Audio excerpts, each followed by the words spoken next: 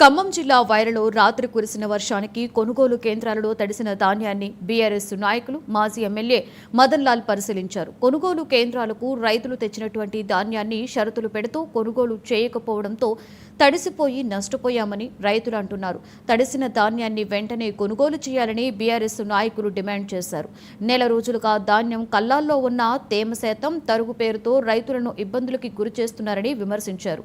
ప్రభుత్వం ఇప్పటికైనా చర్యలు తీసుకుని కొనుగోలు కేంద్రాల నుండి ధాన్యాన్ని కొనాలి అని డిమాండ్ చేశారు. ఈ కార్యక్రమంలో కట్ట కృష్ణార్జునరావు, బాణాల వెంకటేశ్వర్లు, మల్లపాటి సీతారాములు రైతులు పాల్గొన్నారు.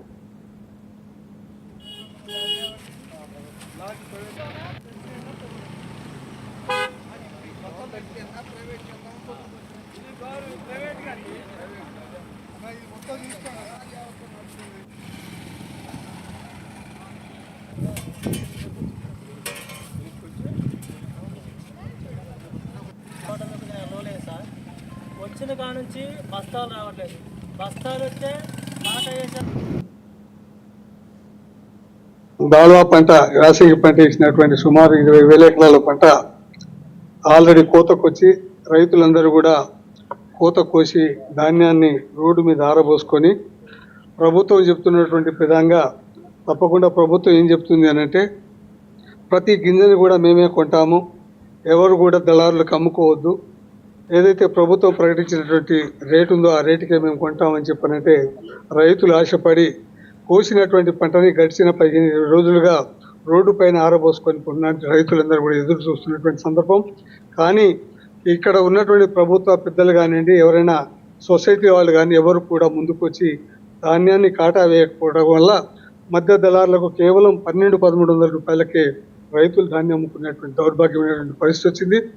అదేవిధంగా ఈ ప్రకృతి వైపరీత్యం వల్ల అకాల వర్షాలు రావడం వల్ల ఇప్పటికే 2-3 సార్లు ఈ ధాన్యం తడవటం, వాటిని మళ్ళీ ఎప్పటికప్పుడు రైతు మొత్తం కూడా మళ్ళీ తిరిగేయడం కోసం కూడా ప్రతి రైతు కూడా మొత్తం కూలీలను లేబర్ని పెట్టుకొని ఆ లేబర్ ద్వారా వాటిని మళ్ళీ బాగు చేసుకోవడం, తడిచిన ధాన్యాన్ని ఆరబోసుకోవడం, ఈ విధంగా దాన్ని తడవకుండా కాపాడుకోవడం కోసం ఆ రోజు కేసీఆర్ గారి ప్రభుత్వం ఉన్నప్పుడు పట్టాలన్నీ కూడా ఉచితంగా ఇచ్చినటువంటి సందర్భం. కానీ వాళ్ళ 6-7 వేల రూపాయలకు ఒక పట్టా తీసుకొచ్చి కప్పిన ధాన్యాన్ని కాపాడుకోలేనటువంటి దౌర్భాగ్యమైనటువంటి పరిస్థితి ఈరోజు రాష్ట్రంలో తాండవిస్తుంది. దాల్వా పంట యాసంగి పంట వేసినటువంటి సుమారు 20,000 ఎకరాల పంట ఆల్రెడీ కోతకొచ్చి రైతులందరూ కూడా కోత కోసి ధాన్యాన్ని రోడ్డు మీద ఆరబోసుకొని ప్రభుత్వం చెప్తున్నటువంటి విధంగా తప్పకుండా ప్రభుత్వం ఏం చెప్తుంది అనంటే ప్రతి గింజని కూడా మేమే కొంటాము, ఎవరు కూడా దళారులకు అమ్ముకోవద్దు, ఏదైతే ప్రభుత్వం ప్రకటించినటువంటి రేటు ఉందో ఆ రేటుకే మేము కొంటామని చెప్పనంటే రైతులు ఆశపడి